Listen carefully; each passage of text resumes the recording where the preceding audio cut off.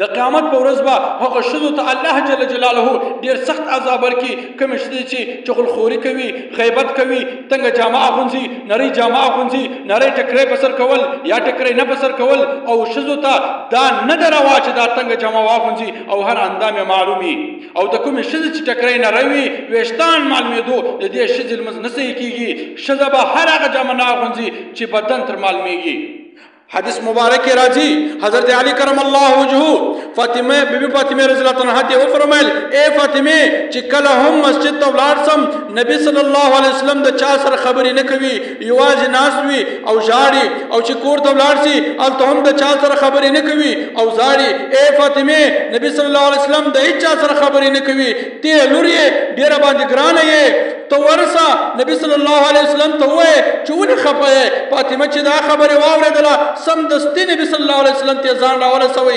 نبی صلی الله علیه وسلم ته وویل اے بابا جانا پر تا ولې داسې حالت راغلی ده او ولې ژاړې؟ نبی صلی الله علیه وسلم ورته وویل اے فاطمه زه چې کله د معراج په شپه اسمانو ته تللی وم، الله جل جلاله ما ته جنت هم راښکاره کوي او جهنم یې هم راښکاره کوي، خو ما په جهنم کې څه خلک ولیدل چې هغه رایاد کم زاړه په خپل امت باندې زه د الله جل جلاله څخه د امت بخښنه غواړم. فاطمه ورته وویل څوک دې لیدلی دي؟ نبی صلی الله علیه وسلم ورته وویل چې یوه ښځه مې ولیدله په جهنم کې، هغه په ژبه راځړېدله او لاندې اور ورته بلېدی او په سر یې ګرمې اوبه تویېدلې. فاطمې رضی الله تعالی عنها ورته وویل چې دې ښځې څه ګناه کړې وله چې دونه سخت په تکلیف اخته وله. نبی صلی الله علیه وسلم ورته وویل چې دا هغه ښځه وه چې د خپل خاوند سره به یې ژبه چلوله، یعنې د خپل مېړه سره به یې جوابونه ویل او خپل مېړه ته به یې ښکنځل کول او په دې ژبه سره به یې خاوند ته تکلیف رسوئ. نو د دې له وجې دا ښځه په جهنم کې په ژبه راځړېدله. بله ښځه مې ولیدله چې په سینه راځړېدله، په سینه کې څه خور کړی و او لاندې اور ورته بل و. فاطمې وویل بابا دا کومه ښځه وه، د دې څه ګناه وه؟ نبي صلی الله علیه وسلم ورته وویل چې دا هغه بدبخته ښځه وه چې د خپل خاوند په بستره کې خیانت کړی و، معنا دا چې دا ښځه زناکاره وله، ځان یې پاک نه و ساتلی.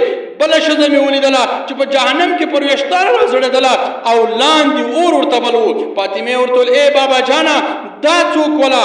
نبي صلی الله علیه وسلم ورته وویل چې دا هغه ښځه وله چې دا به سرتور سر ګرځېدله، دا به لوڅ سر ګرځېدله، دا به په بازارو کې ګرځېدله، پر سر به نه پټوی، پر سر به ټکری نه ولو، دا به لوڅ سر په بازارو په ګلیو په کوڅو کې ګرځېدله. بله ښځه مې ولیدله په جهنم کې چې پښې په سینه پورې تړلې وې او لاسونه یې په سر پسې تړلي وو، په جهنم کې پرته وه. فاطمه ورته وفرمایل ای بابا جانا دا کومه ښځه وله؟ نبی صلی الله علیه وسلم ورته وویل چې دا هغه ښځه وله چې دی به له نجاست څخه زر ځان نه پاکوئ، د جنابت په وخت کې به غسل زر نه کوئ، کله چې دا به د حیض څخه پاکه سوله بیا به دې غسل زر نه کوئ، یعنې په غسل کې ځنډ کوئ او د لمانځه پروا یې نه ساتله. بله ښځه مې ولیدله په جهنم کې چې سر یې د خنځیر و او لاندې بدن یې د خره و، سر یې د خنځیر و او لاندې جسم یې د خره و. فاطمې رضی الله تعالی عنها ورته وویل ای بابا جانه دا کومه ښځه وله؟